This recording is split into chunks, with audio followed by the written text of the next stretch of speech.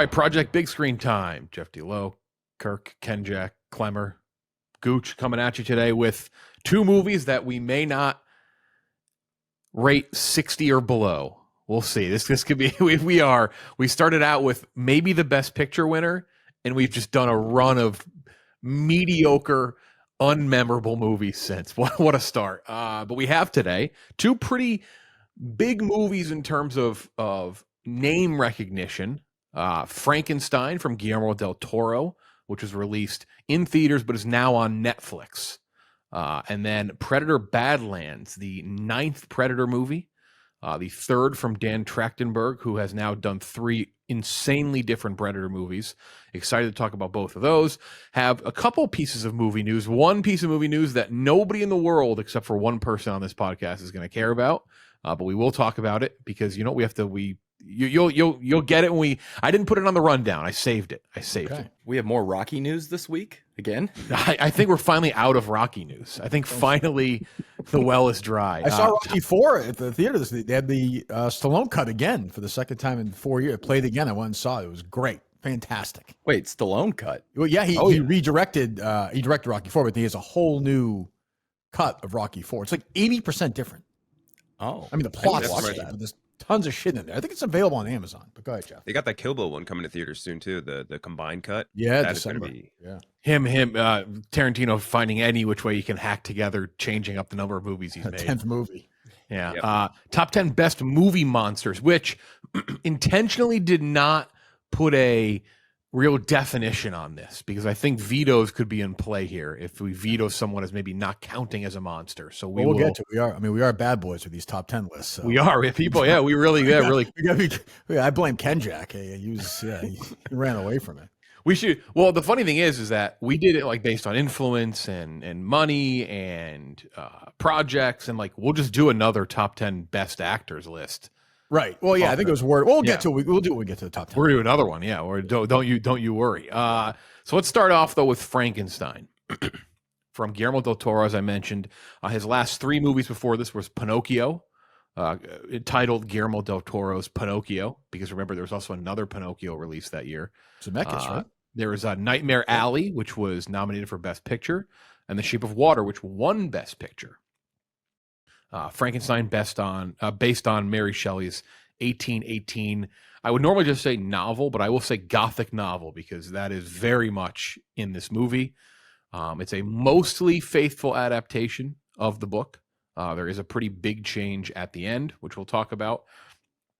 There are 423 known feature films based on or involving Frankenstein. Now, that's a loose term, because that includes Lilo and Stitch, which people say is a Frankenstein adaptation technically. But point being, there are still anywhere from I, Frankenstein to The Munsters from Rob Zombie a couple years ago. Who remembers that? Right. I saw that.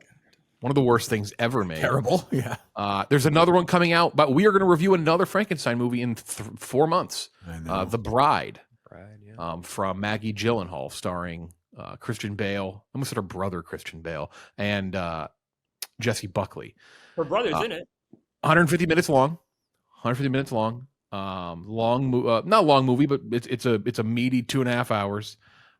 In mid-19th century Europe, the ambitious scientist Victor Frankenstein becomes consumed by the idea of conquering death. He assembles a being from the dismembered remains of corpses and breathes life into the creation.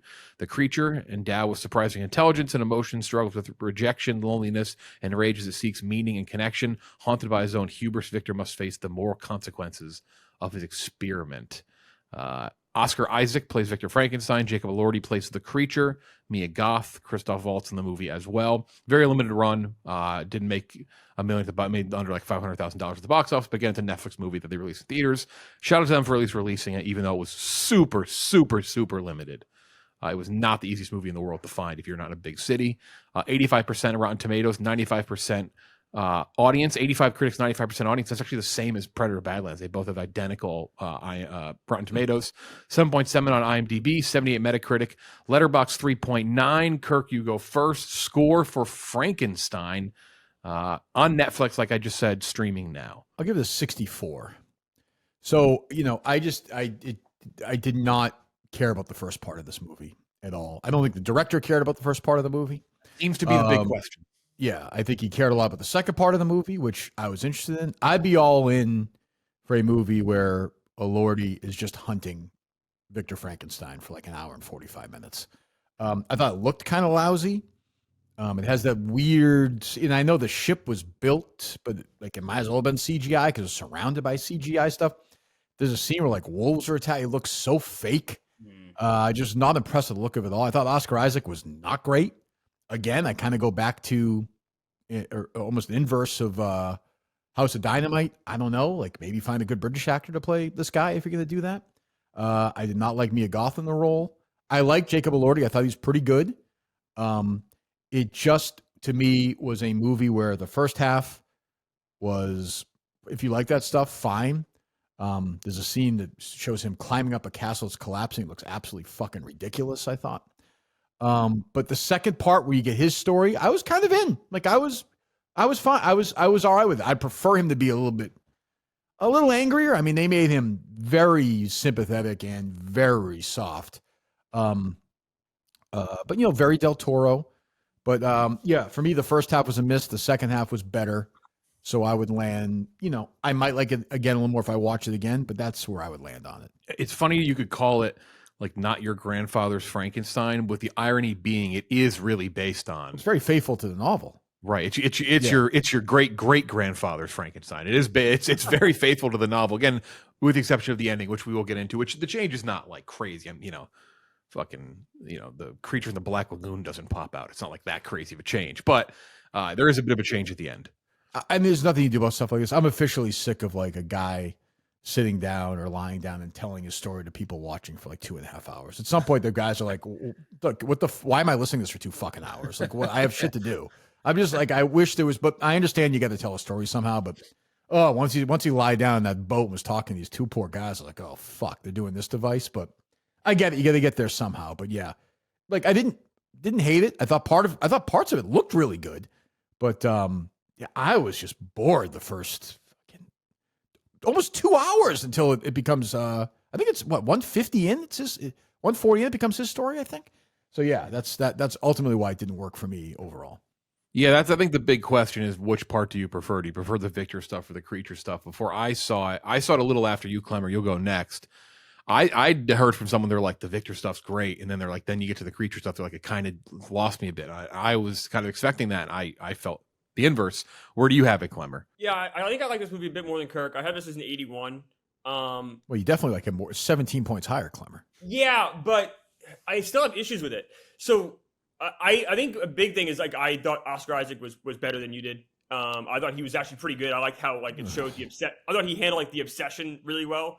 By what? By yelling and like he was like very over the top. No, he was over the top, but I think the movie kind of needed that when you have a Frankenstein that is kind of muted. That's fair.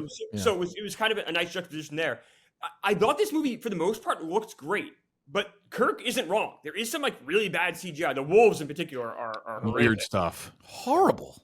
But other parts look fantastic. The interior of the laboratory looks amazing. I thought the ship looked great. There is the production design. They spent $150 million in this movie. Like you can see it there, but then other times, like I said, the CGI is lacking. I was never bored watching this. I'll say this: I wasn't bored and which half is better, first or second?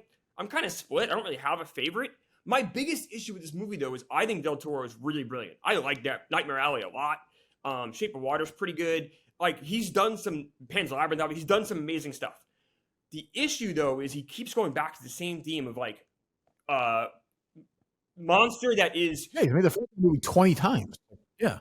Yeah, like this, misunderstood monster is kind of it's been every movie now for so long with him. It's like, I get it, Guillermo. Like maybe you don't feel like you fit in with society. You got to find something else to talk about, man. Like there's got to be something else to go with because this theme has just been hammered to death. But on the other side, though, I didn't feel there were really many flaws with this movie. I thought it was a pretty well-made movie that I did enjoy.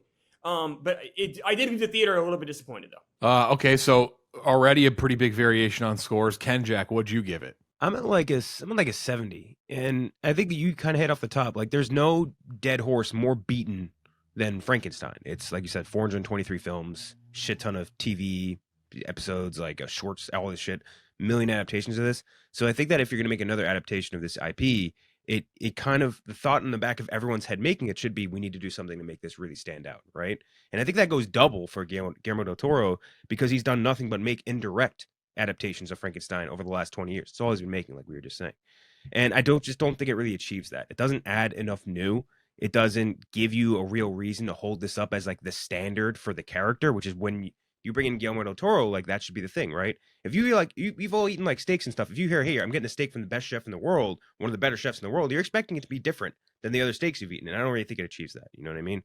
And I think there's a lot of like up and down here. You go from like these meticulously crafted sets, physical sets that are awesome. Like the ship, they built the ship. Like it looks great. And you get like these cool little outfit or costume things and background stuff. And then you go from that to like this absolutely disgusting CGI backdrop with terribly backlit and these wolves and like all these other things that look fucking gross and have that Netflix sheen on them.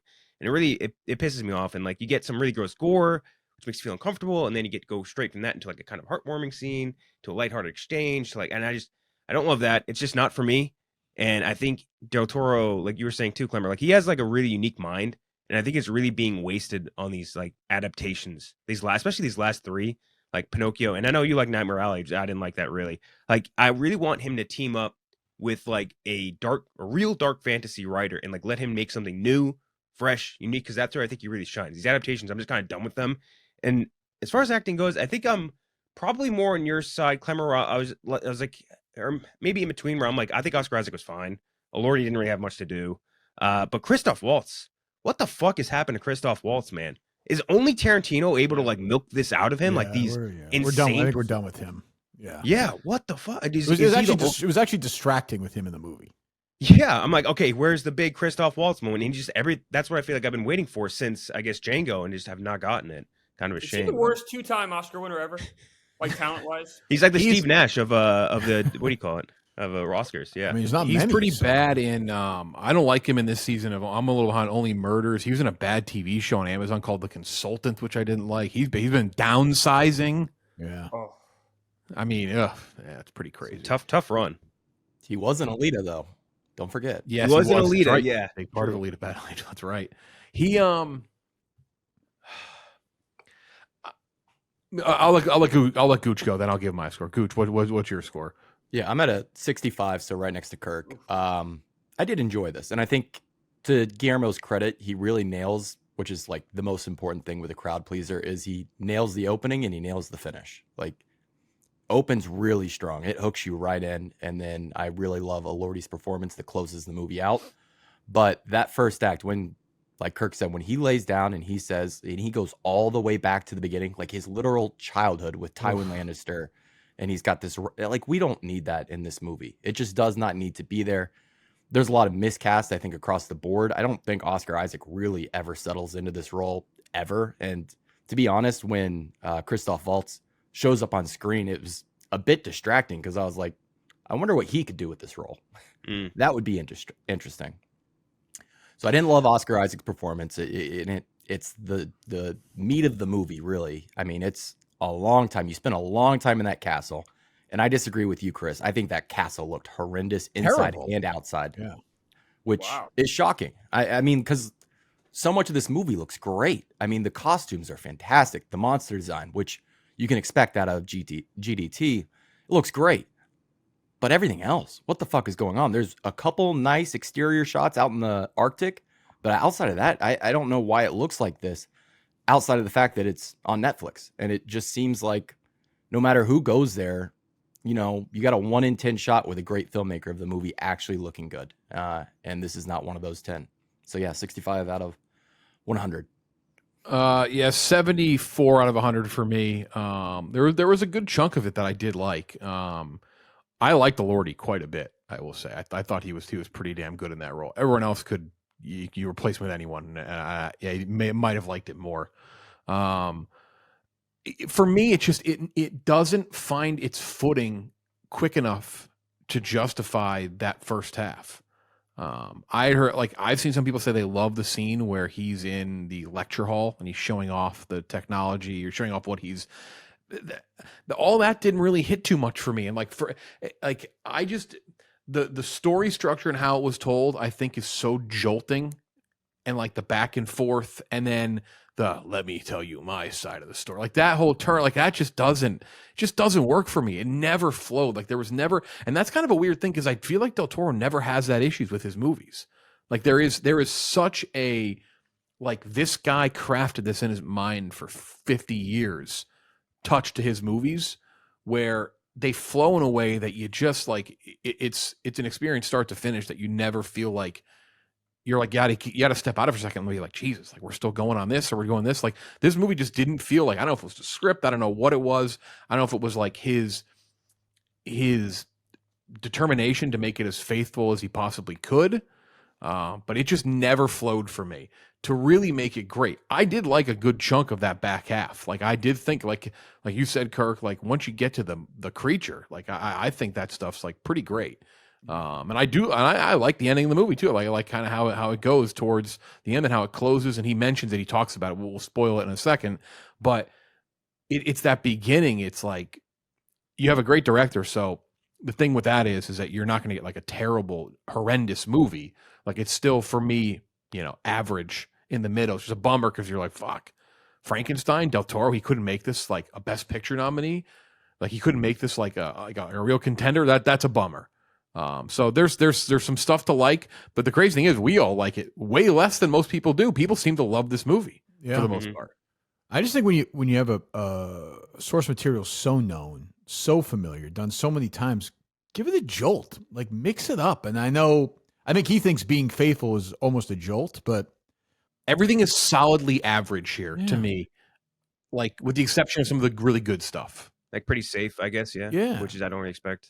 Gooch was saying at the beginning when I see him as a little kid running around and is like, I'm like, oh fuck, we're doing this whole thing.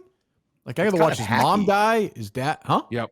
It's kind of hacky. Like that is that's amateur hour. I think if they cut straight back to like that lecture hall scene, that would have been even a better place to start. Like get rid of all that childhood stuff, go straight into like that beginning thing. Which, for sure, I actually kind of liked the practical creature thing that they made there. I thought that actually did look kind of cool. I like that scene a lot. I thought that scene was great. The kid stuff, I could be with you guys. Like also with a long runtime like this, so it could have been easy edit. Like why have that in there? And I didn't give a shit about the brother and the girlfriend at all. Kirk 64, Klemmer 81, Kenjac 70, Gooch 65, myself 73. Here is the spoiler section. Check out Frankenstein on Netflix if you want to see it. It's Guillermo del Toro. Check it out. Absolutely give it a try. Because again, also I will know we all like it. Even myself and Klemmer, who are the two higher ones, like it less than most people seem to like it. He is mentioned and referenced, he said, I believe his word was, Mary Shelley, when she wrote this, there was a biography within that movie, and he says the same thing about this. Like, this is, like, very deeply tied to, like, the relationship that he had with his father, his life with his father, all that. He changed the ending of the original, of the book. They don't really have that back and forth between Victor and the creature. And this one, Victor, like for his sake, the creature forgives Victor. So that was a big change that he made because it more mirrored how he felt about this movie and how he had this relationship with his father and all that. So that is why I assume a lot of like the younger stuff is in there as well. Though I would agree, like again, that's where you cut a lot of that stuff out. Like my score just starts popping up. Like it's that beginning stuff that really it just again it finds its footing too late, which is a shame because there is like the bones of something pretty solid here. I feel like as a director you should be required. You just kind of like how if you go to like school. You're required to get like certain like medical record. Like you should be required as a director, like when you join the guild or something, to give your one passion project, and that's it. You can't claim multiple passion, like because wasn't The Shape of Water a passion project? Wasn't he like obsessed with Creature from the Black Lagoon? You can't have two. Pinocchio too, I think.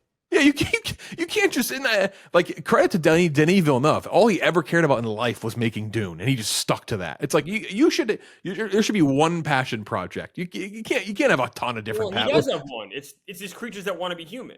It's the same fucking thing over and over again. Pinocchio, Shape of Water to some extent. That's all it is. He just keeps. Maybe that's all he is. Like everyone, I've been reading. Like I want to do this or do that, but maybe this is just who he is. This is the movies he makes. But the first half of Nightmare Alley was like fantastic. Second half has problems. The first half is that's what this guy can do. It's. I mean, is that the problem with this movie? Depending on, and it varies in degrees. Obviously, a couple of you liked it less than myself or Klemmer liked it. Kenjac kind of in the middle, but I think we can all agree for the most part. Like which is crazy. I feel like we've said this now about how many movies we've reviewed, 3 or 4.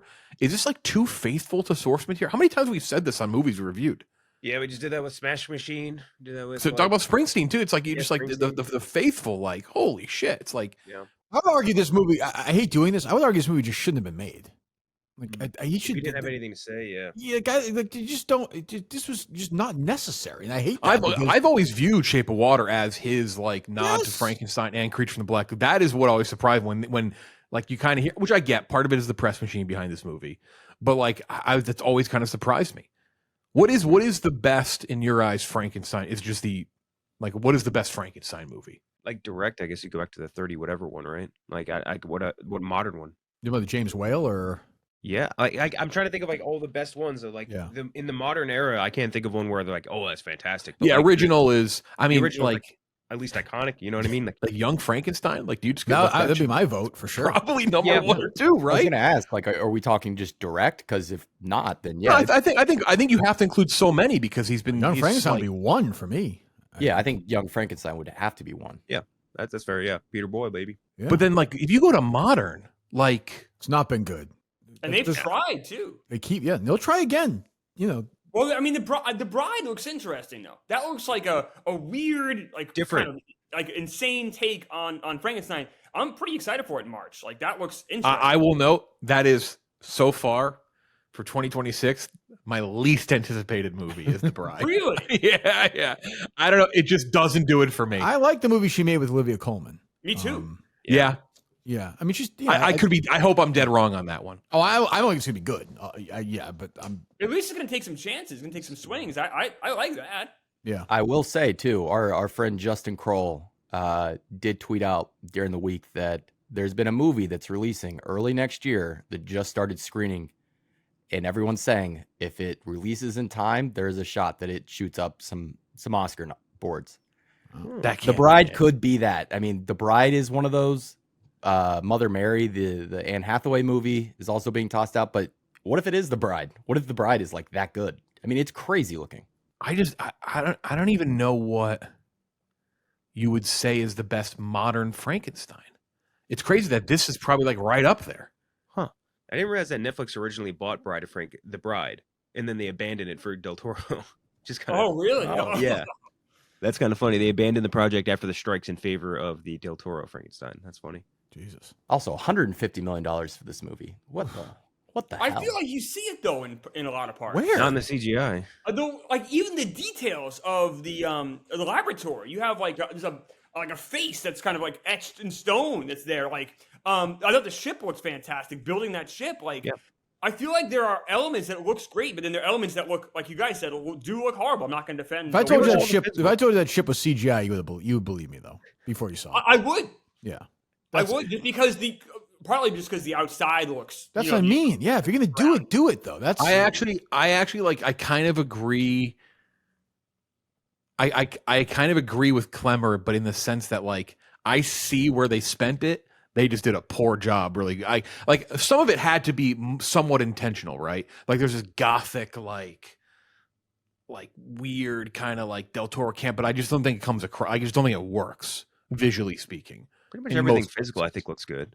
It's just really came down to that CG. There is some, by the way, there is a group of just theater dorks across the country in high school who are they're going to talk about this movie right up until the end of the year. They're not going to, this, you just know it. Like, this is like some gothic, they're like, this fucking movie's the best. Like, this is their whole fucking personal identity. Is this going to get any down ballot Oscar? yeah. The costume for sure, makeup, costume. Major, like, Warhorse energy, right? Like a movie that's like, maybe not as well received, but like, again, the critical rating, the audience ratings are kind of high. But I could definitely see this sneaking in somewhere, and we're kind of like, oh my god, I could see Frankenstein this got being like the nominated? 9th or 10th best picture nominee. People love him. I could too. Yeah, Yeah. right. Yeah, I mean, Nightmare Alley I liked it, but it got nominated for best picture. Guess where all the principal photography took place for this movie? Atlanta, Georgia. No, Tyler Perry studio. Toronto. Yeah, which I think you can feel anytime they go outdoors. You can definitely feel for that. sure. Yeah, I mean, this certainly interesting movie to talk about, though it's kind of crazy. It all kind of comes down to the same complaint, depending on where you are in the varying scale, so long as you don't find it to be incredible. Sorry, Jeff, as somebody who suffered with it for years, Klemmer, Christoph Waltz with a syphilis. Do you feel like that was a fair depiction or no? I wouldn't know, Kirk. I have not said this symbolism. I appreciate the accusation, though. Thank you. Were you stunned when his toupee came off and he was? The toupee thing. So for a long time, I'm like, this is so distracting. This I said that to Jeff because ridiculous looking hair. Like, I talked to Kirk yesterday, and he had to stop the movie, and I'm like, well, what do you think about it so far? And he mentioned the hair on it was Christoph. before. I was like, do you remember? I paused. I was like, I will talk about it later. I was like, this is a fucking problem. Like, Jesus. By the way, it still is. It's so weird, but yeah. It was a relief when it came off, because I'm like, this is ridiculous. So that actually kind of was distracting me for like a good half hour of the movie. The shame is, I think we can all see kind of where it went wrong, because I do think that there's a lot of good stuff here, and I like what Kenjac said. I think you said it, Kenjac, where I think starting out in that lecture, maybe, or like right before that, like that's that would be, I think, kind of an exciting, like, oh, like look at this is kind of freaky. They literally have the same shot twice of the mom and the dad, the thing over the twice. Like, Jesus, we're fucking okay. I got it. It's crazy. We've reviewed how many 12 movies? How many times have we said Too Faithful? Were you all aware that Mia Goth was also supposed to play a third character in this movie? She was supposed to be the bride. Yes, they were going to do really? Yep. Which honestly, like, cut out a lot of that Oscar Isaac stuff and throw that in the back end. I think that's a much better movie. She was ready to bang away with the freaking creature too. She grabbed there's a lot of sexual energy, grabbing his neck and grabbing her, whatever she was grabbing. He was grabbing that. I was like, here we go. I thought Victor was going to start making out with the creature at some point. Yeah. I mean, did you guys like a lot of people have really liked Elordi in that role? I thought he was pretty good. He was good. Yeah. I thought he was excellent. So yeah, he was a big plus for me of why I still enjoyed it. But again, I try not to bake expectation in the scores and what I do, but I'm not going to not mention it either. And my expectations for this were fucking massive. I liked when he was in that house, like hiding and that kind of story. I liked. It was on the nose with of course the blind guy, but like that part worked. I was like, this is different. This is a little interesting. I'm finally away from this fucking castle and this crap and this. I enjoyed that like 20, 30 minutes. Probably my favorite part of the movie was that 20 or 30 minutes, that whole part. Yeah. He was definitely the strongest. I would say the strongest actor, period, in this movie was Elordi. But also he got like the most interesting thing to do, I guess. Like everyone else has had a very like safe boilerplate Frankenstein performance. He got like do something a little bit different, I guess. I think he's a good actor. He's gonna have tough sledding. I do think he's so tall. He's so fucking tall. Like that is a tough 6'6", right? Yeah, he's tough to fit him in frame. I mean, he's huge. Yeah. He loves his Netflix movies. Fucking 6'5", damn. To All the Boys. Is that what he's in? Yeah. Oh, yeah. To All the Boys I've loved before. He's in this. What a difference. Also, never forget he played Elvis did zero training. His only exposure to Elvis in Australia was watching Lilo and Stitch, ironically, and seeing him dressed as Elvis. That was his only exposure to him. Meanwhile, Austin Butler was like eating nothing but peanut butter and bacon sandwiches every day, speaking in the accent for 3 years straight. And Priscilla was like 10 times better than Elvis. Didn't have Tom Hanks though. Didn't. 73 from myself, Kirk 64, Klemmer 81, Kenjac 70, Gooch 65. So it's kind of in that zone, like we mentioned, the 60s, 70s. But a significantly more interesting movie to talk about than some of the ones we've discussed recently. All right, this episode of Project Big Screen brought to you in part by Game Time, the best place to get tickets for anything, sporting events, stand-up comedy, music, and more. I want to see Rush, actually, this summer in June in Fort Worth, and I got tickets, guess where? On Game Time, because Game Time wants you to focus on the music, not the cost, not the stress, not the fees, none of that shit. They want to put the power back in the hands of you, the buyer, the fans. It's your go-to place for amazing tickets and anything, like I just said, sports, music, comedy, theater, anything. Incredibly easy to use. Game Time guarantee also means you'll get 100% authentic tickets on time, in your hands, ready to go at the best price. Put the fees away. They're always included. You don't got to worry about them afterward. You don't see a price and then say, oh, wow, it's skyrocketed. No, Game Time, it's all up front, all easy. and all convenient. Take the guesswork out of buying concert tickets with Game Time. Download the Game Time app, create an account, and use code PROJECT for $20 off your first purchase. Terms apply. Create an account, redeem code PROJECT, PROJECT, for $20 off. Swipe, tap, ticket, go. Download the Game Time app today. Predator Badlands is next up. Another Predator movie, ninth in the franchise, though typically when franchises go on that long, there's a lot of stinkers. They're kind of making good ones, which is insane. And Dan Trachtenberg, the director, seems to be a big part of that. He directed 10 Cloverfield Lane, which is a kind of, I don't know, a culty movie a little bit. People, it's not a very popular movie, but people really enjoy it who have seen 10 Cloverfield Lane. Did Prey a couple years ago, which was a stunner. It was on Hulu. People are like, what the fuck is this? What is this Predator movie that's really good on Hulu? And then he did the animated Killer of Killers, which is fantastic. We had it on our top 10 so far this year. Cast, I do not know how to say his name, the guy that plays the main Predator, Deck. Demetrius Schuster Kolamatangi, I think is how you say it. And then Elle Fanning as Thea, which we will talk about that character in the connection to another universe, or not another universe, another franchise in that universe. So Predator Badlands, on a distant alien world, a young member of the fearsome predator species, Deck, is cast out by his clan for being weaker than expected. Alone and facing disdain, he crash lands on a harsh Badlands planet where survival is brutal. There he forms an uneasy alliance with a damaged synthetic being created by the mega corporation Weyland-Yutani, which is from the Alien franchise. The Predator's journey becomes more than a hunt. It's a quest for identity, belonging, and redemption. 107 minutes long, not a very long movie. In theaters, projected 3-day total, I believe, was 37 million. I don't know what that's at now. I got the 40, yeah. Got the 40, so that's huge for that franchise. Yeah, great weekend, yeah. Yeah, that's great to hear. 85-95 split on Rotten Tomatoes, 76 IMDb, 71 Metacritic, 3.6 on Letterboxd. That's hopefully the word of mouth really grows on this one. Kirk, what did you think of Predator's Badlands? Yeah, so I think if you put Marvel and Star Wars and Disney Plus shows and Predator and spin it all in some thing and spit it out, this is the best version of that you're going to get. I liked it, but I felt like I was always watching the pilot of a Disney Plus show that they got the rights to. By the way, that's perfectly fine. I enjoyed it. Probably like a 76. I had a good time. I really like the franchise. Now, if you watch the original, even the sequel, which I really like a lot, actually. I mean, we're in, I know Klemmer was kind of banging the drum on it being a PG-13 movie.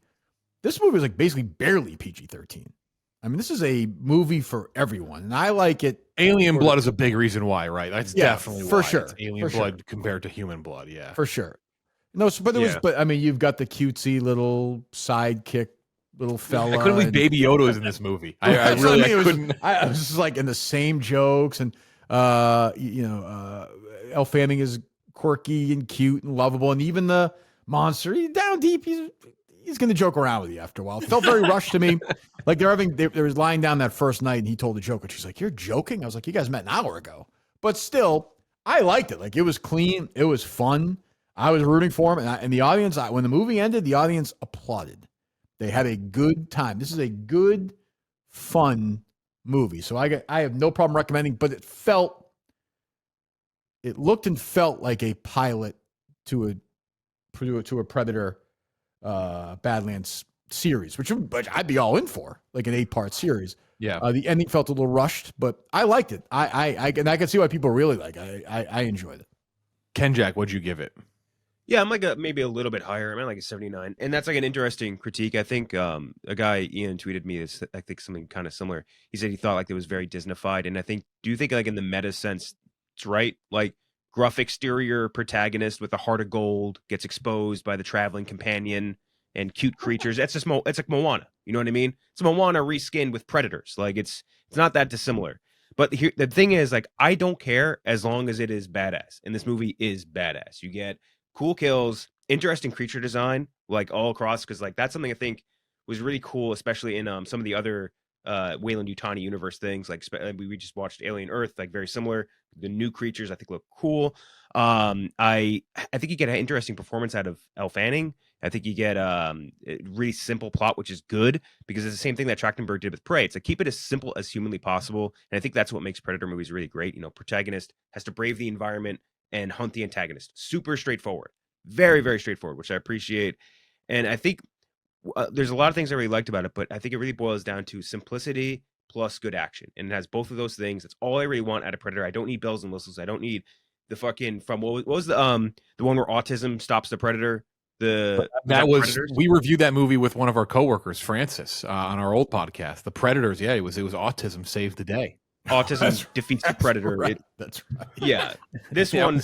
That's right. It was just called The Predator in 2018. Yeah, Boyd Holbrook. But yeah, this one way simpler, very simple A to B. I love that. And I think my big wish after watching this is that I really hope that like Dan Trachtenberg and also like Fede Alvarez, who did Alien Romulus, would be like the co-leads of the Weyland-Yutani universe, because I think they both get what makes like these creatures tick, like both respectively the Predator and the Alien, and I think they get what makes these movies great. Like and they also appreciate the look of what like we like about Predator and Alien, and I liked a lot about it. I do agree, definitely a little PG-13. Part of that is just like an alien blood, like you were saying, and just no humans. It's all androids. Like right. It's cool seeing an android getting fucking ripped apart, but like there's no visceral reaction to it, which like that's what gets you into that next level of like a Predator movie when you see, you know, Jesse the Body Ventura get a hole ripped in his chest and blood pouring through it. Definitely very different universes, definitely different leagues, but I still enjoyed it. And a movie very easy to recommend to everyone, like you were saying, Kirk. Like I could recommend this to, you know, younger person, older person, doesn't matter. I could be like, you go watch this, you'll like it, you'll have a fun time, and that's all you should really want.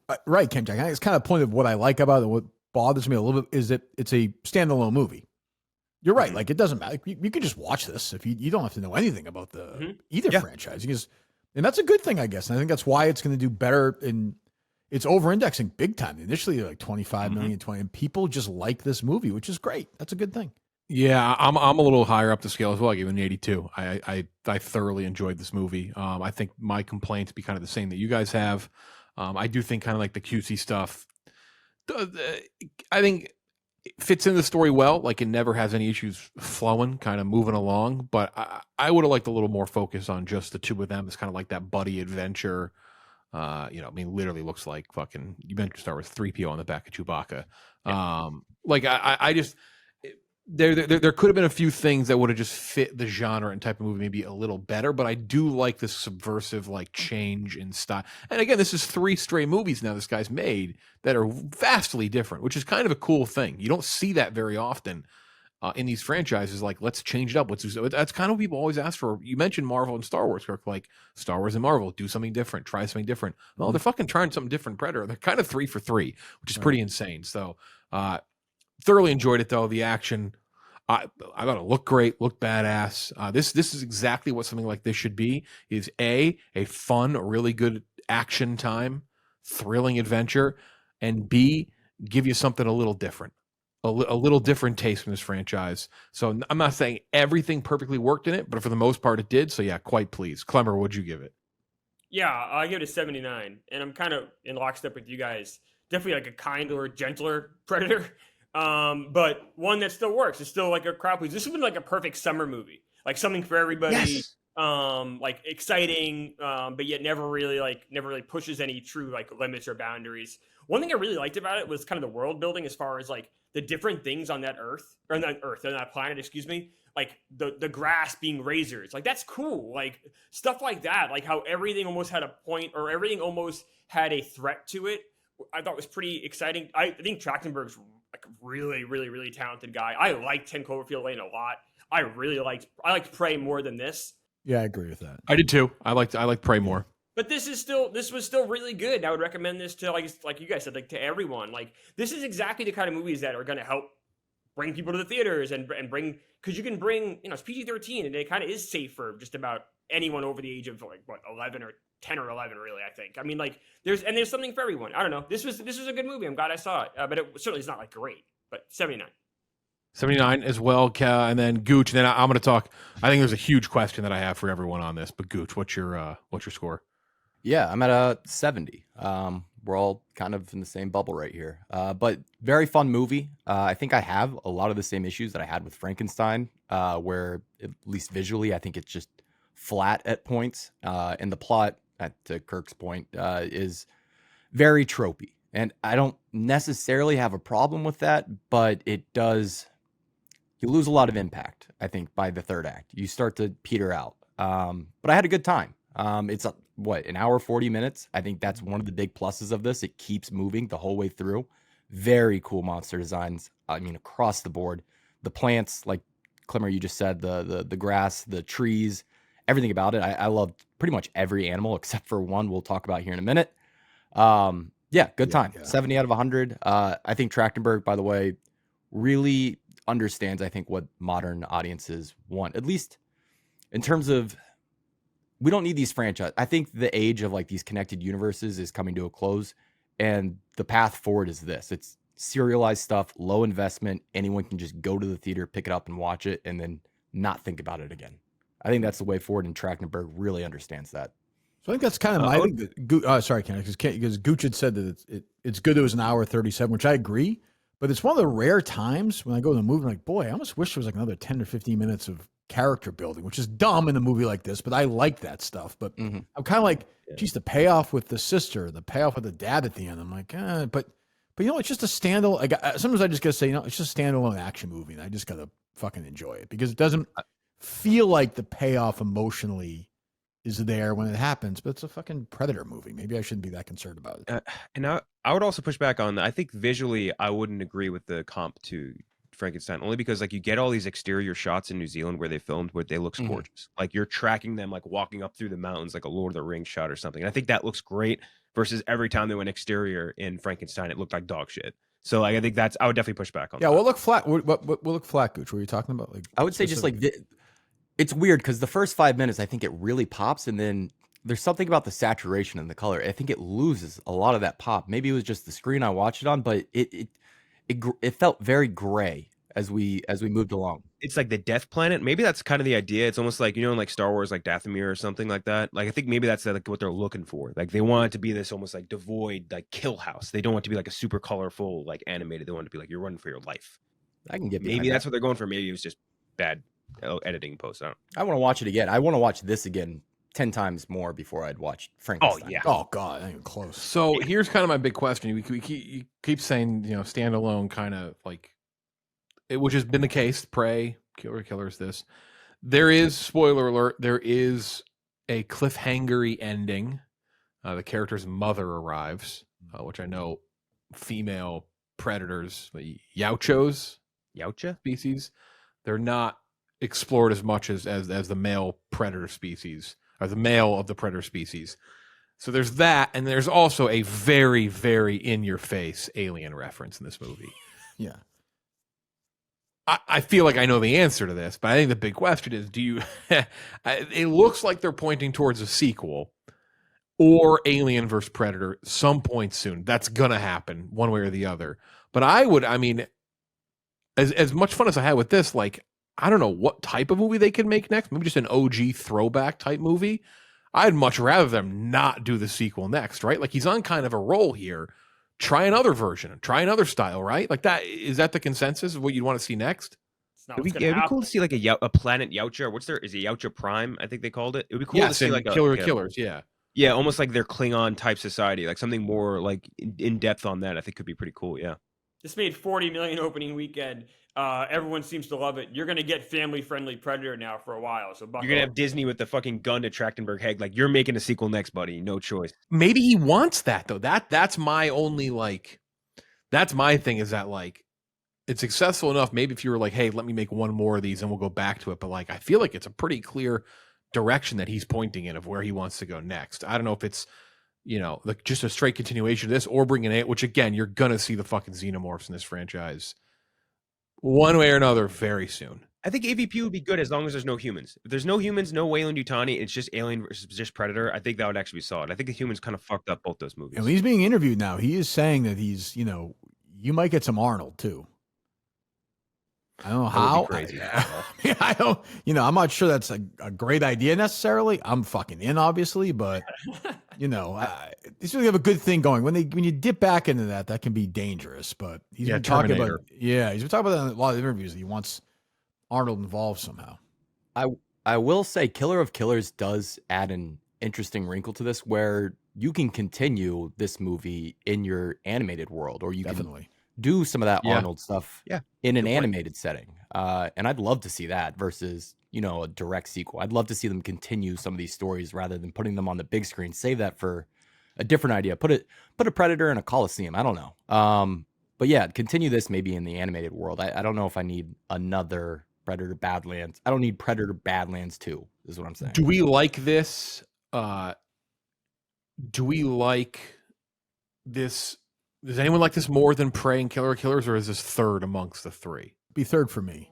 Yeah. That's where I would have it. It's good. I mean, it's a three good movies. I'd go Killers, Prey, this, I think. You mentioned the serialized thing, Gooch. I think is a good point. I would love to watch like another Prey that's in a different time period with like a different subculture. I think that'd be kind of interesting. Which was thrown out pretty soon after Prey was a success, right? That was some of the early rumors on like Yeah, they what would keep doing it Trachtenberg through was going to do time. next. Was like, I think they threw out Samurai at one point as an option, which I mean, like that's just cool. Like it's dumb. It's a dumb idea, but it's like just put them against different warring factions throughout history. Like I don't know. That sounds awesome. Great franchise rescue though. Seriously, I mean, crazy. Like, this thing was dead. Like this is been Being the Terminator people have got to be like, what the? Yeah, what seriously. the fuck? Brought the wrong guys in. 10 years from now, do we know, is Predator more known as a tough guy with a heart of gold than the Predator that we grew up with, or we know as like this just killing machine or killing alien, like an evil threat? I think he's going to be more known as like a good guy 10 years from now. I think this is the path. Keeps making money. You have your answer. Yeah. So I think it depends on scenario, right? Like if we do another one where it's like, him on Yautja Prime fighting other things, he's definitely the protagonist. But I think when you reverse it and you get Prey, where that's just an unstoppable beast, like it's cool. I agree, but I think because this made so much money, this is the direction it's going to go. This is the Marvelized Predator or Disney-fied Predator is, I think, the Predator we're going to see for a while now. Maybe I'm wrong. Yeah, I mean, here's the thing though. An AVP, I would say in both Alien vs Predator is not that they're like some super critical thing in either of those junctures. Like the Predator was a protagonist essentially. Like it was not like super Disneyfied, but he was fighting with the humans against the alien. So they kind of did that already, and then they reversed back to it, and no one blinked an eye. So not that fucking the droves were out there watching AVP movies or AVP Requiem. Yeah, bad movies by the way. Final scores from us: 82 for me, Kirk 76, Klemmer 79, Kenjac 79, Gooch 70. Predator Killers of Killers, not Predator Killers, Predator Badlands, Frankenstein are 2 reviews this week. I mean, I think definitely check out both, but if you're going to see one or the other, I think it's definitely Predator Bad. Go see it in theaters, and hopefully the word of mouth spreads and that movie does pretty well, because that'd be pretty fantastic to have another good entry in this franchise where Prey should have been in theaters. Should have definitely been in theaters, and I'm glad that they saw their mistakes. Like Disney didn't even know that was coming out. Remember, that was like the whole thing. They're like, "What the fuck? We have this thing." So hopefully more of these and more in theaters next week, and we'll talk about this movie in a few minutes here, because I think 2 of you saw it, or 2 of you saw The Running Man. Next week will be The Running Man, as well as Now You See Me, Now You Don't. Again, I want to remind everybody here, you don't have to rewatch them, but I would only request a nice reading of the Wikipedia before we review that. So we're very well versed on that universe, which is wizards or magicians. We're never quite sure. Next week is also Jay Kelly in theaters, but we will talk about Jay Kelly like we do with Frankenstein when it hits Netflix. That is the movie from Noah Baumbach with George Clooney and Adam Sandler, Laura Dern, a big cast that has a lot of Oscar buzz. But I don't know if it'll get there. We'll see. Do we know how many how big a release? 1,002, Klemmer. No, I'm going to see it regardless. I just didn't know if that's going everywhere. No, I don't think that's going to be playing in Iowa. I could be wrong, but I don't think they're going to do a wide like a Jay Frankenstein Kelly type release. Yeah, I would think. Yeah. There's a bunch of movies coming out next week that we will obviously talk about in one way, shape, or form. But our main ones next week will be The Running Man, Now You See Me, Now You Don't. What a title. Guys, enter the room dick first. Blue Chew isn't just a tablet, it's a cheat code for your crotch. Stronger, harder, longer lasting, like someone gave your downstairs a pep talk and a gym membership. Blue Chew is the original brand offering chewable tablets for better sex. This ain't a supplement. It's an erection resurrection. Guys, this isn't just about performance. This is about legacy or third legacy. Give her group chat something to talk about. You know, when you lay it down, they're talking about how it gets up. Nothing makes you more of a legend than a little Blue Chew. Discover your options at bluechew.com. And we got a special deal for our listeners. As always, get your first month of Blue Chew free. Just use promo code BIGSCREEN at checkout and pay $5 for shipping. That's it. Join Blue Chew's mission to upgrade humanity one thrust at a time. Head to bluechew.com for details and safety info. And big thanks to Blue Chew for sponsoring this podcast. All right, news time, cinema time. Let's talk about some news. Not a ton. Let's talk about the big one off the top. A big trailer last week. Huge trailer. 160 million views in the first 24 hours for the Michael Jackson biopic. Jafar Jackson, the son of Jermaine Jackson, playing Michael. There's a young Michael as well, a younger actor. Antoine Fuqua directing this movie.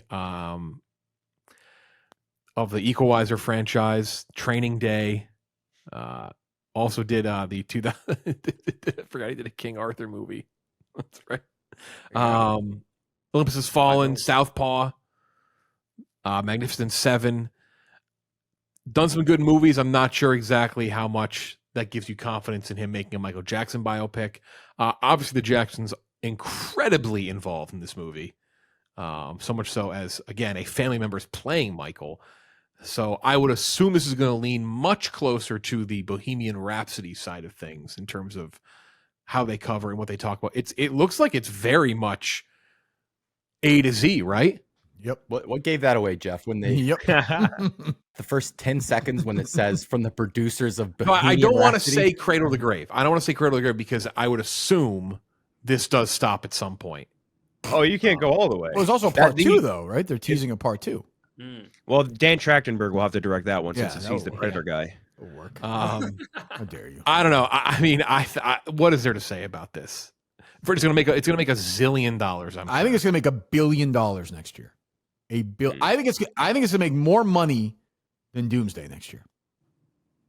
Wow, that'd be. I mean, boy, Disney would be fucking shitting their pants. I was talking about this. There are people who haven't gone to the movies in 35 years who are going to go see. They're people you don't know about. It's this weird crowd. Like the Michael Jackson crowd is its own world. This movie, and by the way, it's going to be like 80% international. He's enormous worldwide. So this movie's going to be a monster. The trailer looks fucking hideous. I mean, it's not even worth making fun of. Like, it doesn't even look real. It looks like it's like the melt when I watched that. That was a melt. Looks AI. Yeah, it does. It looks completely AI. Every single part of it looks AI. Except for my guy, Miles Teller. Miles Teller in it, Coleman Domingo in it as well. Miles Teller bringing the heat in the trailer. I mean, I'm fucking all in for that. That wig. Oh, unbelievable. My God. Unbelievable. I literally pumped my fist when I saw it. Entertainment lawyer manager John Branca. Big part of the part of Michael Jackson's career. So he will be in the movie for quite a while, I'd assume. Coleman Domingo plays Joe Jackson, Michael's dad. Yep. Coleman Domingo of Wicked Part 2 fame. Yep. Big surprise announcement. How could you forget? I mean, look, obviously this is my generation. I grew up, Michael Jackson was the biggest star in the world for a couple of years. The story is very well known. I don't know what's new to say, but if you think anything that's interesting about him or controversial appeals to you, you're not going to see it in this movie. So just be ready. Just prepare. This is a family stamped movie. They actually stopped making it for. Remember, they took a pause. The family's like, "What the fuck are you doing? We own the rights to everything." So it's gonna be sanitized. It's gonna be awful, and it's gonna make $1 zillion. And it's funny. Reportedly, the third act had to be completely scrapped and redone because, I mean, they dived into things they are legally not allowed to talk about. Like they cannot touch on. I mean, pun intended. They cannot talk about some of the things that happen. I mean, we all know later. Yeah, his late albums just weren't that good. They don't want to talk about that. They were not. But funny enough, that's why we didn't get anything this October, which I did not realize that. Yeah, it was going to come out in October. Yeah. So everyone cleared their slates and said, "There's nothing else will make money this month. We have to clear the way," and then they had to move that movie. And so this October was terrible. There's a lot of people who don't think he did, and it's like an interesting debate. Like it's actually worth having a conversation about. A lot of smart feel that way.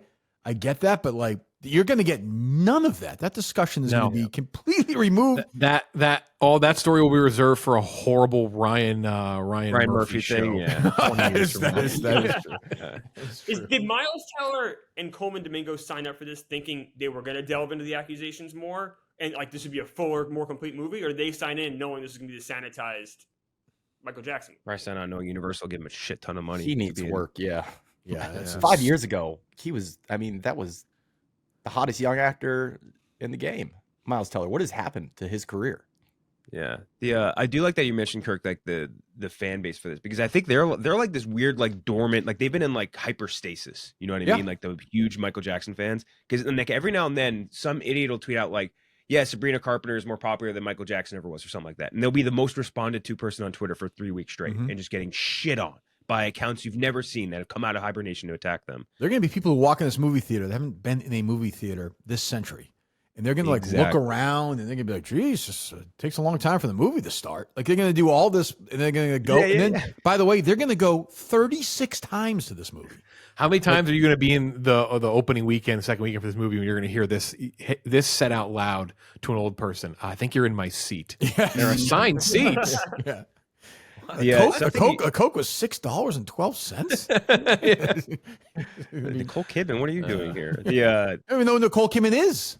Yeah, true. Yeah, that lady from Eyes Wide Shut. Yeah, there's something interesting too. I think you mentioned Coleman Domingo. I keep seeing these clips of Paris Jackson who said that like, yeah, she didn't like it. There's a bunch of inaccuracies, blah blah blah blah blah. But she also called out Coleman Domingo because Domingo was on the red carpet saying like, yeah, like Paris Jackson's been very helpful, very supportive, very all these things. And Paris Jackson was like, what the fuck are you talking about? Oh, really? I met you once. Yeah, to Coleman Domingo.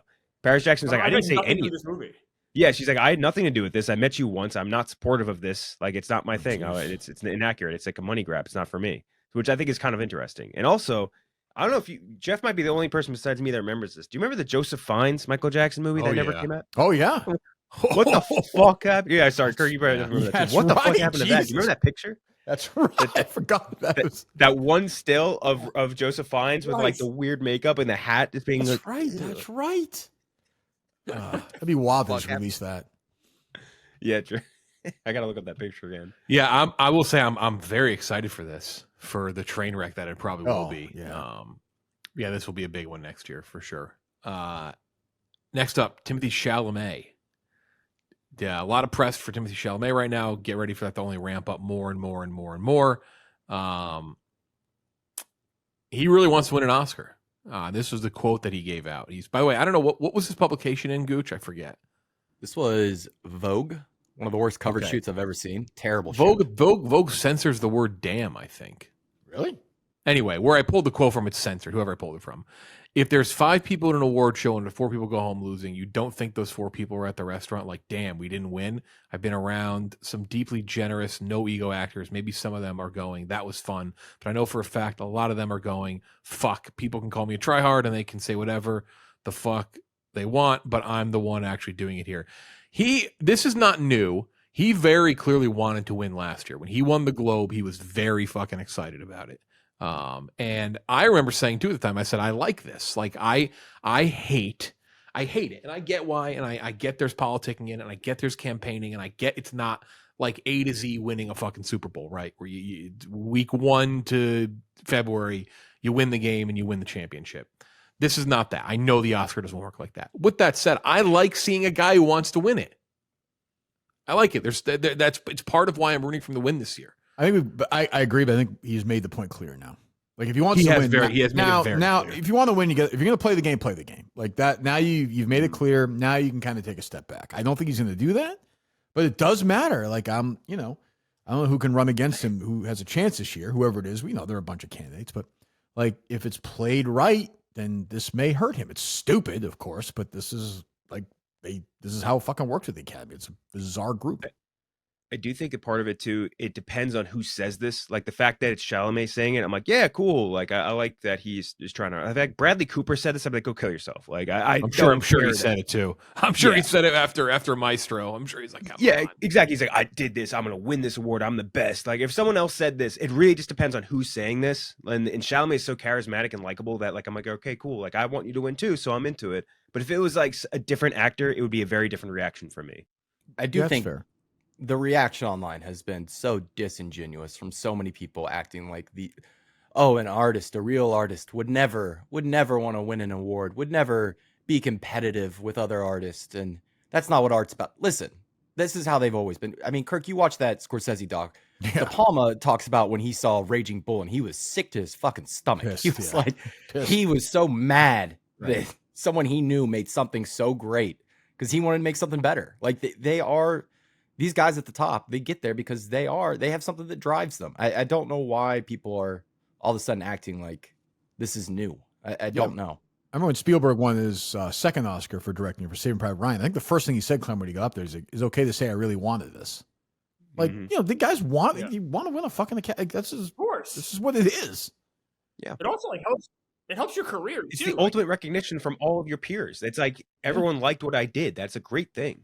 That old, I don't know if you guys have seen that. I think it was for Jaws when there's like a home. Oh, he's all video. upset when he doesn't get nominated. Yeah, Yeah, he was throwing a fit. yeah. How could they choose Fellini over me or whoever it is? Yeah, Yeah. yeah. Couple quick hit news. Avengers Doomsday trailer going to set to premiere with Avatar 3. I just want to bring this up because I want to bring up what the trailers with Avatar Fire and Ash could potentially be. This could be Spider-Man Brand New Day, The Odyssey, which I assume you'll see because I believe that's Christopher Nolan's run, right? It goes summer, Christmas, year before, and then it's the following Christmas. He does trailer, right? So actually, for a lot of times, you'd get that IMAX preview of his movies, but it doesn't sound like you're going to get that. But anyway, probably get a trailer for The Odyssey, potentially Mandalorian and Grogu, or the other Star Wars movie, Dune 3, potentially Supergirl, Toy Story 5. Well, we already have a Mandalorian trailer out, like in theaters now. Yeah, but I mean, you think they wouldn't release another one? Oh, maybe. I mean, Yeah, it's more of a teaser, I guess, right? Because there's like no dialogue. It was just kind of like Yeah. flash. So some big trailers. Yeah, I actually forgot about that. Usually there is an IMAX, though they didn't do an IMAX preview for Oppenheimer, I don't think. I They didn't do like a 10-minute scene. I don't think they did that. No, I don't know. They did not. Yeah. I know we did for Dunkirk because I actually remember seeing it before Rogue One. And then lastly, Well, which one of those would you want to see? Like, which one's at the top of your wish list? for trailer, Yeah, The Odyssey. The Odyssey. All right, For sure. Are you not getting? So I'm very, very excited to see what they do with this Doomsday trailer. Like what is their move? Because there is going to be they need to do something with this trailer that is like a massive attention getter and conversation starter. They did not release Infinity War and Endgame except for what, like 5 months ahead of release? It's a year ahead of release. Yeah, they know. I think they know. Yeah, They know they gotta do a big sweeping move. So I'm curious what it is. Can it not be waiting to the Super Bowl and just doing it, dumping it there? It's a solo trailer. The solo trailer came out, like 2 months before the movie came out? It was unbelievable. I think That's you want to do it crazy. now, Kenjac, because you have no presence at all right now in theaters. You're not going to have any for a while. I think you want to do a trailer now with a giant movie like Avatar. It just makes sense. might do both. I don't want to say Klemmer was right. Oh. Lionsgate is being accused by the movie makers behind the movie Anniversary for burying the movie. Oh. Last week, Klemmer mentioned on here, he goes, he brought up 3 times, or was it 2 weeks ago? You're very almost like he's being paid. He was very passionate. Almost like about this. he worked on the yeah. movie. Like, it was disturbing. I'm curious about it. Which is a movie podcast. Talking about movies. Diane Lane, Kyle Chandler, Zoe Deutsch, Yeah, Dylan O'Brien, what a McKenna monster Grace. movie cast that is. Yeah, Pretty good cast. That should get some for a fucking attention. Apple TV show. Sure, yeah. No, there's a lot of movies out there that get more. Like Stitchhead came out and they got more press than this. Okay, all right. But Lionsgate is being accused of the people behind Wow. the movie for saying it's like a political movie. They're like, they're burying this movie Got intentionally. the conversation started, Clemmer. You were right. That's what I'm here for. I'm not going to pretend that we have any influence. I'm not saying that. I'm not saying that at all. We had But- a busy week. When I clicked on that link, there was a 10% of me thought I might see Klemmer's name mentioned in there. 'Cause I'm like, who else is talking about Clemmer's this literally movie? the only person in America who discussed that movie this past week. Yeah, because it's the only one because it's not getting enough attention. Well, how do you Maybe know? Maybe it stinks. It might stink, but shouldn't we? Well, why don't you go see see it? Why don't you go see it? It didn't. Wasn't 1,000 screens. Yeah, but you can still go see Oh, it. what an though. insane You reason. suck. You suck. It wasn't 1,000 screens. What do you want from me? Klemmer talking to this small time movie maker, like, I really support you. You're great. You see the movie? No, you're not 1,000 screens. it's not I playing can't enough. support you Sorry, sadly. I Get your actually money had up. that conversation. Whatever, this Craig T. Nelson movie came out, and they're like, "You gonna see it?" I'm like, "Sorry, you're on 1,000 screens." Is that the Green Bay Packers movie? Football one? Yeah, that Oh, yeah. production company. It was was- produced by Culver's. I was gonna say it was produced The by, restaurant. by the ice cream place, right? Someone sent me a DM. I get it. I'm like, "No, sorry, not gonna see it." Didn't this also happen? Didn't Apple TV do this to that Jessica Chastain show too? Like where it was like about exposing online rights. Oh yeah, something did they like that. bury it? They buried it forever. Yeah. Like they're like it's never coming out. Yeah. Well, I will take all of your apologies and put Wow. them in my pocket. Wow. Now you have to see it, Klemmer. I was if your name was in that link, I was going to cancel the episode. Yeah, I would have probably quit this if the Klemmer got that happening. You're welcome. First brought to the attention of moviegoers by Chris Klemmer. Did you see the movie? Nope. Kenjac, we obviously haven't talked to you on here in 2 weeks, so why don't you give us some things you've seen, anything you've picked up, and anything you want to shout out? You may as well. You and Gooch mentioned you guys saw Running Man. Yeah, I don't know. What's our embargo again? I think I don't know. We're allowed to say. We can just react to it. Really Social quick, react? but no full review. Yeah, I mean, I would say it's a movie I watched, and then my initial reaction to it was kind of similar to what you guys were saying with Badlands. I'm like, why the fuck wasn't this released in the summer? This is like the perfect summer blockbustery movie. Like it should have been absolutely released then. Enjoyed it quite a bit. I would say that. Not a world ender though. Other It's fun. things. It's very, Yeah. very Paul Verhoeven coded. Like very, very. I would say I would say not yeah, not maybe nearly a as little- good as like his best, but it's riffing on that. I would say. I would say Verhoeven was subtle to the point of people not it being infrared for people. This was definitely not that. Mhm. This is definitely in your face with everything. So that would be my only disagreement with that. I would start a few seconds of I Love LA. Just, it's not for me. It's not built for me. Kind of reminds me of that show Adults that FX did, where I watched first episode. And I'm just like, I watched the first episode. Yeah, I didn't. Yeah, you didn't like it either, Jeff, right? No. It was on my list to talk about. No, it's not. It's very. We mentioned. I feel like I'm repeating myself every week now, but it's very Aziz Ansari, Master of None coded to me. Like it's very like it feels like a show that would have came out 10 years ago. Yeah, it's built for like a very specific subsection, which I am not part of. That's similar. Which again, it's definitely not for me. But it's that same like that joke and that story and like episode structure of like I'm not going out tonight. I got to work tomorrow. I'm not going out. And then it's a quick cut and they're out at the bar drinking. It's like it's that same like that same type of humor, which I like her. She's talented. But it's not exactly for me. I'm gonna give it another try though. It's only one episode. Yeah. The first thing, so obviously it wasn't the last episode, got married, very fun. But the first thing that me and my wife now watched after like finally getting home, unpacking all the shit, we watched All's Fair, which is the new series from Ryan Murphy. I was gonna ask if anyone saw that. Oh yeah, I've not seen starring Kim Kardashian. It is the funniest fucking thing I've ever seen. It is like unspeakably bad. How like it is atrocious from top to bottom, because you have like very like high level actresses in this. You know, Glenn Close is in this. Naomi Watts is in this. Fucking Tiana Taylor is like about to win a fucking right. She'll be nominated for sure. Yeah, she's about to be nominated. She's about to be nominated for an Oscar, and she's in this. Top level people are in this. It is atrocious. It gets the worst performance out of every actress I've ever seen. Kim Kardashian is obviously dog shit, terrible. Like the entire point of the show is seemingly to show you as an audience member, like, yeah, did you know that like women could be rich and powerful? Like, yeah, Kim Kardashian's in this show. She's worth $2 billion. Like, I know that. And it's awful. I saw someone tweet and say it's like a very expensive daycare project for Kardashian, which is very true. It's Ryan Murphy. The game's left him.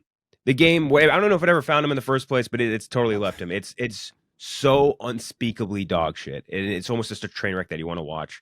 And Chair Company has been great. Oh, and Physical Media. Chair Company's fucking awesome. Physical Media. I got Shutter Island. I also got Ad Astra, because Ad Astra, I like Ad Astra a lot. It's never streaming anywhere, ever. I don't think I've ever seen it on a streaming platform, and I like it a lot, so I got it on Physical Media as well. I got it. I love checking out Ryan. There's no more annual tradition than me starting a Ryan Murphy project and getting 2 episodes in and never finishing it. Dude, that is a tradition unlike any other. You gotta watch it. It's so bad. Kirk, anything you've seen? Well, I mentioned Rocky IV. I enjoyed it. I'm reading a book about the oral history of the Outsiders, which is actually very well done. A quick note, because I don't know if we'll get to it. This guy, Lucas Shaw, he writes for the Hollywood Reporter. I don't know if you saw this tweet. It just annoyed me. Where he was talking about how one battle after another is going to limp past $200 million, but it's not the cultural sensation that everyone thought it was going to be. I don't know if you guys saw that tweet or not. It's like, Shut the fuck up. Like, it's a fucking. No, I hate that shit. It's a the fucking worst. Leonardo DiCaprio movie. Like, good luck. Like, back to last week, I think, which I'm sure we'll talk. Like, it's gonna make $200 million. Like, no other actor in the world would get that close, $200 million. And by the way, it is kind of a cultural phenomenon. Like, people talk about it. It's mean like crazy. People like, I don't know why this guy's angry. This movie is gonna make $200 million worldwide. This fucking movie that, with anybody else in it would make. People, Bradley Cooper, they'll make $44 million worldwide. It just annoyed me. So anyway, yeah. It's also going to get talked about until March because it's going to get Oscar nominated. Yes, and like, why compare it to Sinners? Like, why compare? They're both great. Like, I don't know. It's annoyed me. So anyway, It's also like the highest grossing movie from like an auteur. Like, you know what I mean? This isn't like a Russo brothers movie or something. It's like right. This is not an IP. It's about revolutionaries. Like, this is not. This is not a very very niche, accessible movie. Yes. His follow-up tweets were so strange too. He was. I don't know if he has like money writing on Sinners, like winning Academy Awards. He's very protective. Yeah.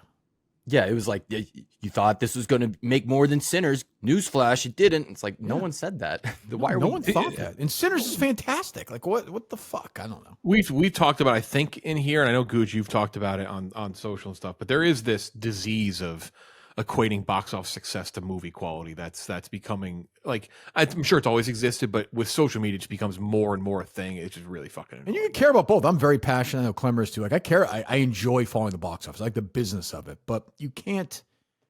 The two are not the same. Like, it doesn't. And this is a win. It also did pretty well. Yes, like nobody thought it was make $700 million. Like, no one thought that. So yeah. Klemmer? Yeah, I got to talk about Shelby Oaks. I saw Shelby Oaks as well. I saw your review. Yeah. Oh, I have this as. I didn't dislike it as much as you did. I This didn't. is horrible. It's the whole point of it is about this abandoned town that had a thriving theme park and a working prison in the 90s and early 2000s, and then everyone apparently up and left. Like, what does that even mean? It is. What'd you give it? I mean, from 1 to 100, I guess I give it a 4, a 5. I don't know. It's horrible. That's crazy. Yeah, I'm not even close. I didn't like it. I mean, I didn't care for it. It's definitely like its bottom. I gave it a 59. I enjoyed some of it. I think he's a good filmmaker. I think he's a decent filmmaker. Okay, so someone. But with that said, it's a 59. It's not like I liked it. I've seen significantly worse movies this year. Jeff, there's so many things in this movie were just so dumb. It's also very derivative. It is absurdly derivative. The theater was laughing out loud watching it. Like, it was horrific. It's so dumb on so many different levels. There's so much. Isn't this guy like a film critic who made this? Yeah. Oh yeah. That's a big part. He's like the YouTube film reviewer. This is a Mystery Science Theater 3000 movie. Is it better than the Pets cartoon, Clemmer, or no? No. No. Give me 1,000 more Falcons than this. This was horrible. I can't believe you didn't hate this movie. I didn't like it. I gave it a 59. I don't think it's very good. I think he's a solid. I think he has a vision though. I think it's way too derivative and similar to other things that I can tell that's influenced him as a filmmaker, which is fine. I'm excited to see him do something else. I'm excited for him never to work again. I don't think it's as bad. You have it close to the Dave Bautista Mila Jovovich movie. Yes. That's crazy to me. That movie, that's not even a movie. Is it better than the Jerry Seinfeld Pop-Tart movie? I did not see that. You didn't see that? No. I did you not never see saw the Pop-Tart movie? Never did. No, the reviews are so bad. I'm like, I'm not watching this. What are you talking about? The reviews are so bad. Stephen Shea gave it. Stephen Shea gave it like a 9 out of 10. Our coworker gave that fucking movie 9 out of 10, and I've been arguing with him for fucking 2 years over it.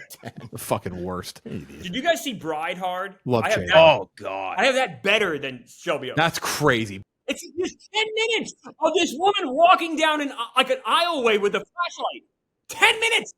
I respect that you didn't at least fall into the. There's a trap on reviews for this movie that are pretty funny. Where clearly people are friends with Stuckman, and I know totally him, right? get it. Yeah. But at that point, I'd almost be like, just recuse yourself. Like, right. Just don't comment on it. There's a movie of someone I know. I was like, not that it fucking matters, but I just didn't review it. I was like, I'm not gonna. Too close of a friend, I'm not going to be a piece of shit about this, but it's like also I'm not going to lie about it either. Gooch, and then I'll go. Then we'll move on to our list. Yeah, Running Man, and then I also did a double feature on Friday of Sentimental Value, which I liked quite a bit. I don't like it as much as I think some people are putting it above Worst Person in the World from Cheer. Also, I wouldn't go that far, but it is really good. And its best picture odds are interesting because it is very much about the value of art and how you work through your emotions with art. And I could see that playing to that crowd, but I will say Hamnet kind of does the same thing. So that'll be an interesting run right there. And then I also saw Die My Love, which I liked a lot. I think a lot of people are going to fucking hate it. I have But tickets for this week for both the movies you just talked about. yes, I mean, Jennifer Lawrence is just, she's been away for so long. Obviously she did that rom-com a few years ago, but you forget how good she is. And she's on this press run right now. You forget just how charismatic she is in these interviews. So I would recommend Die My Love. Go check it out. You may not love it, but it is an interesting movie. I saw Shelby Oaks, we just mentioned, but I also saw another Klemmer movie. I saw Truth and Treason from Angel Studios. Klemmer said it's one of the best films ever made. I did not say that. That's a lie. I said it was a good movie by Angel It's Studios. not the 95 out of 100 Klemmer gave it. I did not give it that. You guys are spreading lies. No, I gave it a 60. I think it gets a little boring, but it's an interesting movie. It's a very fascinating true story. Like crazy true story, which I never knew. Not that I'm like a fucking World War II historian, but it was a fascinating story and one of the better ones from Angel Studios, but it's a little weak in some spots. I'm not sure it's the greatest writing I've ever seen or acting. I got to sit through Nuremberg at some point this week, I guess. Oh, Yeah, Nuremberg. I got to find where to see it and when to see it, but I also I saw that. How bad was it, Gooch? you saw Nuremberg? Yeah, I saw like a month ago. Oh, that's right. That's right. Yeah, Russell Crowe does an interesting accent for about 2.5 hours Rami Malek is at the center of this movie. That's the biggest issue. It's Rami Malek for 2.5 hours, and it's just him playing a psychiatrist. Not for me at all. Guy wrote Zodiac, directed this. I did not love the second episode of Welcome to Derry as much as I enjoyed the first. I'm enjoying the series, but I thought the second episode was a step down of the Pennywise show. I mentioned this somewhere. I don't know where I mentioned this, but I just wanted to know the morning show I'm continuing to watch. I've recently counted 22 active story threads in the morning show as we speak. As we speak, active story threads that they have not wrapped up. Slow Horses, I forgot to mention last week, had another great season finale. Fucking series is unbelievable. Anyone started 2 of these shows? I want to mention quick. All Her Fault with Sarah Snook on Peacock. Has anyone started that? No. It's like a mystery thriller. Big cast on that. That got a lot of promotion I saw over the weekend. And then Death by Lightning on Netflix. Has anyone done that? The Michael Shannon as James Garfield. I'm gonna show? watch because I read a great book about this like 10 or 15 years ago. I'm sure it's not going to be great, but I am gonna watch. I'm gonna watch that this week. I think. Yeah. We got Pluribus too, right? The Vince Gilligan. Oh, that was my other one. I meant to Yeah. mention that. Did anyone watch Pluribus? That I'm doing tonight. I was going to watch that tonight. Tonight for me as well. Yeah. People seem to like it. Yeah, well, another classic Apple TV show that they just released, and it could just end up being amazing. And then finally, let's do our list. Top 10 movie monsters. Again, I did not put a definition on this. We are free to veto if you do not think somebody qualifies as a monster or a pick doesn't qualify. Klemmer, you have first pick, followed by Kenjac, then Kirk, then myself, then Gooch, and it snakes back. So Klemmer, number 1 overall pick from the wheel this week. Okay. Number 1 movie monster, the definitive movie monster. Well, my favorite movie monster is Freddy Krueger. I think Freddy Krueger is the ultimate movie monster. And the thing about him that's so terrifying is he gets you when you're most vulnerable, when you're sleeping. And like that to me is, you never get old, like you never age out of that. Like you're always having dreams as long as you're alive. And Freddy Krueger can always get in there. And it's just the fact that he's also like entertaining as well. He's funny and he's terrifying and he manages to pull it all off. I think we need I wish they did like a really good, I know they tried a few years ago, but Nightmare on Elm Street reboot could easily happen. Like dreams never get old. I mean, Always feels like it gets into the hands of the wrong people. Yeah. Mm-hmm. The Jackie Earle Haley one was not great. Yeah. Freddy Krueger to me, like growing up too, that was my favorite monster. I remember my dad and I would go see Nightmare on Elm Street. Like when in the theater, we were so excited to see him. Like I love Freddy Krueger. I always have. Yeah, they already did that, by the way. I know. It's called Black Phone 2. Oh, it's true. That's true. Don't forget. Yeah. Which I liked. That is a great pick. I mean, I don't know if it's my number 1, but I think that's it's Freddy Krueger too, unless I'm missing something. The one thing I don't like about some of the other monsters, I don't think we've ever seen a Freddy Krueger that's like become sympathetic, right? And like an anti-hero briefly. Like he's always, even in Freddy vs. Jason, he was always like the villain. Oh, right? he was tormenting Jason the whole time. Yeah. Yeah, so I like that that's always what Freddy Krueger I like that is. movie a lot, actually. There's that episode of Rick and Morty, like the first season. Do you remember that when it's just like his home life? Oh, that's right. Yeah. It also shows up in an episode of the Goldbergs I saw recently on Twitter. There was a clip of him. Yeah, I'd never seen that. I didn't watch the show, so yeah. Kenjac, you have number 2.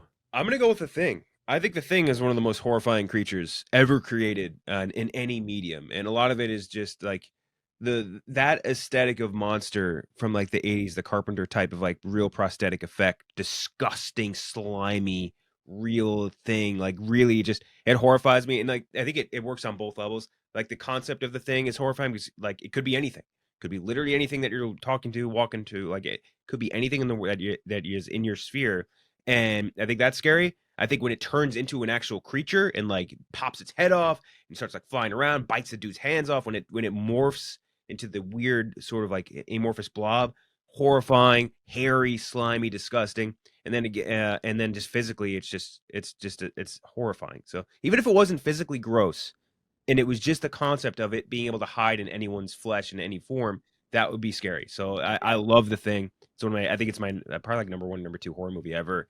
And it's still to this day, if a nightmare will hit me where I picture that fucking dude's that head popping off and like flying, like snaking through the room, and it scares the shit out of me. I love that movie. The Thing could be 1-1 easy. Freddy Krueger attacks your nightmares. The Thing is about paranoia. So like anytime those like bad guys, those monsters can have like real themes attached to them, that's when I think they're most terrifying. So I think The Thing is a great pick. Yeah, I think I think the producer of, I want to say it was Halloween, I forget his name. He said like the there's nothing that you can physically put on screen that is scarier than the theater of the mind. So like whatever it is that you're imagining that you can picture is way scarier than anything they can physically show you. So like while you're in those rooms and you're thinking about oh, I'm paranoid, this is this and this is actually that is scarier physically to you than anything they can physically show you. So I think that's also very smart of them. Thing is a great pick at number 2. Freddy Krueger off the board at number 1. Kirk, who do you have at number 3? Before we do, I'd be remiss. We got so much attention on the list last week. So much. I just want to quickly say, again, if people are watching, this was basically based on how people are handling their careers. So I get people tweeting at me saying that Michael Shannon should be on the list. He's a terrific actor, but that's not how we do. I think if I get a mulligan for anybody, it probably would be Zendaya. Maybe should be on there somewhere. I just didn't give Challengers enough credit. Like she drove Challengers today. I think that's fair. Yeah. But I liked it. It sparked a tremendous amount of dialogue, which is good. That's what these lists should do. So if you think we're idiots, that's fantastic. But yeah, I enjoyed it.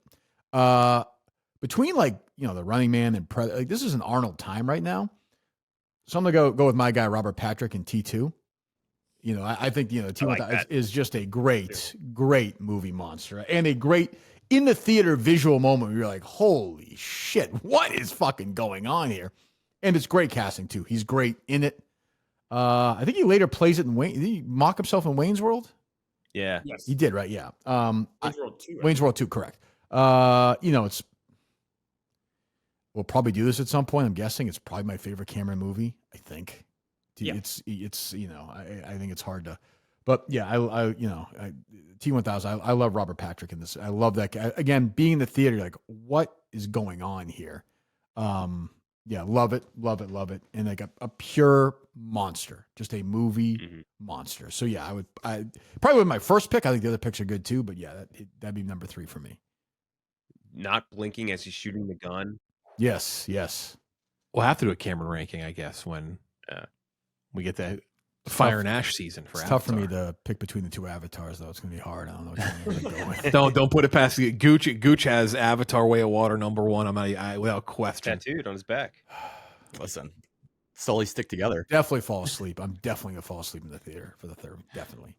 My number 4, kind of relevant. Just talked about a show involving this character. I hated walking past as a young kid one movie in Blockbuster, and that was the It movie on the shelf. That fucking clown terrified me with the long fingers.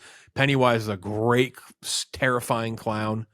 Like the terrifying clown, I would say.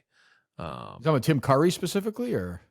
Yes, it was a Tim Curry one. Which, though, I mean, Bill Skarsgård does such a fucking good job with that character. Like, no, honestly, that's the thing. It's like this show could fall off into the depths of hell, but I'm sure every scene with Bill Skarsgård as Pennywise is going to be top notch. Yeah, he's good. Terrifying villain, a disgusting, vile piece of shit. So yeah, Pennywise, number 4 on the list. That's about my first pick. Gooch, you have back to back. Let's go. I got the 2 perfect picks. First up, Godzilla. Gotta have him on here. Gotta be in the top Godzilla. 5. Yeah, that was my bet. I almost picked Godzilla there. Yeah, we this list would be invalid if Godzilla wasn't. I'm in the assuming top you're 5. going Roland Emmerich Godzilla as the. Of course. That'd If I have be to funny. pick a seriously, if I have to pick a specific one, I think I would go Shin Godzilla though, like the Where like the mouth opens up 2012 with one where he just quadrants. like he's so gross, like crawling, Fucking just sliding across the ground. Yeah, just a great creature design. But I honestly have liked, I think, every single iteration of him. Maybe not the movie surrounding, but like always looks good on screen. Like Technically, always Roland looks Emmerich good on Godzilla is not Godzilla. It's considered Zilla. Oh, The Japanese fuck that. Toho was like that. Is, Really? They're like, yeah, Toho does not recognize it. They call it Zilla. It's a spin-off of Godzilla. It disgusts them so much. Fair. I mean, They're shit, like, I this mean, doesn't count. what do you call it? Shin Godzilla's Doritos are only 2D, so that does take him down a notch in the overall rankings. That's true. It's true.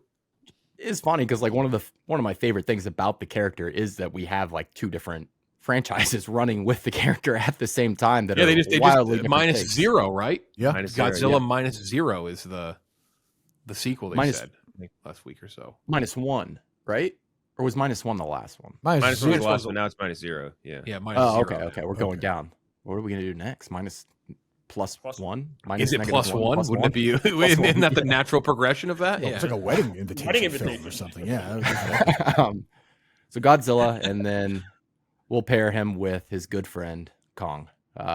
Also want Kong on there. Just a classic, once again, movie monster. Always looks good. The old ones are campy but still fun, and then the newer ones. I actually did really like Kong Skull Island, and I've liked kind of everything past it. Like they get campier and dumber. Skull Island's grown on and- me a little bit.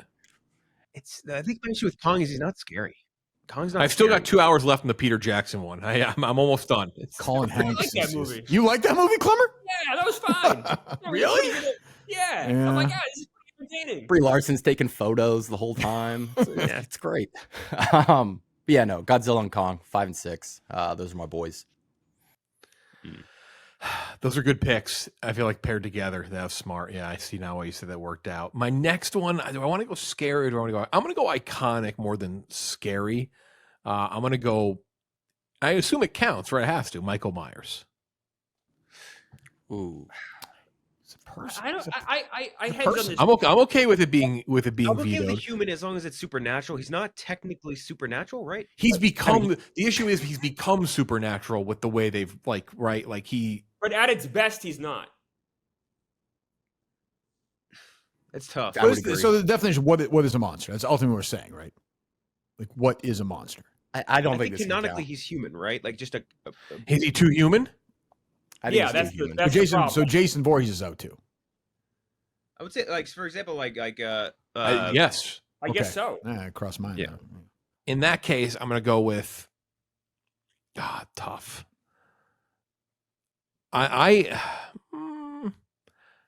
You know what? Got to go with him. We got to go Frankenstein. Frankenstein's monster. Excuse me. Frankenstein's monster. 423 movies inspired Lilo and Stitch. Come on. yeah. How can you big not? one. How can you not go Frankenstein's monster? And again, if you're going to make the definitive like poster for movie monsters, Frankenstein is probably the front of that picture. Just like in terms of the most mainstream, widely known. Yeah. Now it's not going to be the Jacob Elordi like sexy Frankenstein's mind. It's going to be the bolts in the neck. You know, the monsters. That's going to be right. They That's also gonna be made it. Elordi like superhuman in his powers. Right. Mhm. Like they went all in. Like Hit the super soldier serum. yeah, Original so- guy was just kind of like a linebacker. Yeah, Yeah, he's like he's like Larry Zonka. It was the fucking original Frankenstein, basically. See, I'm gonna go with the more iconic pick here. There's a couple on here that I feel like are scarier, but Frankenstein's monster is fucking. If we're gonna go with the iconic Godzilla Kong, yeah, it's like that's the natural next progression. Though I don't know how many more on the from the Universal monsters I'd have on my list either. Though, Kirk, you're up next. Before we do it, Jeff, because we might forget, Justin, did you see these movies or no? Oh, I keep forgetting. That's right. yeah. I did see these movies. All right, go ahead. Frankenstein, I gave an 82, Wow. and I like Oscar. Okay. Yeah. I liked Oscar. All Yeah, right. so does Timothy Chalamet. Yeah, Yeah. I get it. I get it. Predator, I give an 88, Yeah. and I wrote a great franchise. Oh, A good. fun franchise. Yeah, good. All right. Okay. Okay. Noted. And he likes the woke Predator. All right. There you good go. to know. Yeah, no surprise there. Good reviews from Justin. Yep. Good job by you. Kirk, number 8 on the list. Your second pick. Best Yes. movie monsters. What is it? Do not get it wet. Do not expose it to bright light, and do not feed it after midnight. Is that correct? Are those the 3 rules? So yeah, I'm gonna go with my Gremlins. Again, they're monsters. Doesn't be terrifying necessarily, but I'll tell you, as a kid, they scared the shit out of me. Same here. Like, I was scared shitless of them when I was little. So, and I like both of them. I like both Gremlins movies, as a matter of fact. And they're talking about bringing it back, which I'm all in for. So They're really that's very hot right now in terms of movie hot stove. It is all over the place. They're gonna be like CGI monstrosities. that's is the my problem, worry. right? Yeah. If you do it right with the right director, but you're right, it's gonna be on Netflix and it's gonna look like Yeah. shit, and they're gonna look awful. Not even. You're right. Fuck it. Yeah. That's got Chris Columbus coming to Yep. direct, Yes. right? Yes. Which is like a weird story where he wrote the original Wrote it. script and they scrapped. I think they scrapped most of it. Yeah. So Yeah.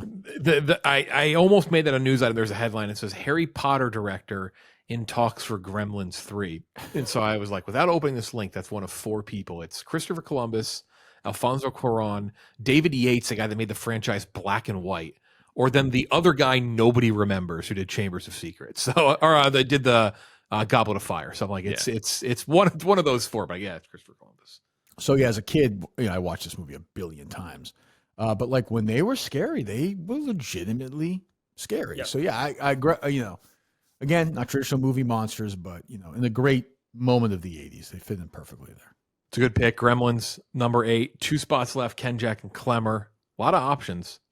This is kind of tough now because like there's a whole lot of like very iconic ones. There's ones that are more scary to me, but I feel like there's one which has the most adaptations of maybe anything except Frankenstein. It's kind of like the Mozart to Salieri, I guess. Here, Dracula. I mean, Dracula has a million fucking adaptations, and I think I want to say I'm counting Nosferatu underneath the Dracula banner for sure. Like I feel like you're getting all these things, Yeah. and vampires I feel like they are, when done right, exceptionally scary. They're eating people, they're turning people into their own brood. And I think it's a kind of adaptable franchise where you can make it more of like an action cool thing like Blade or Underworld. You can also make it into something more serious like a Nosferatu, or which again, whatever, doesn't count, whatever bullshit. And you can make it into things more serious, cool, gothic, like stuff like that. And I think he is a scary sort of creature, one that can seduce people, one that can again turn people to his will. I think he's a scary creature, and I find him an interesting cat.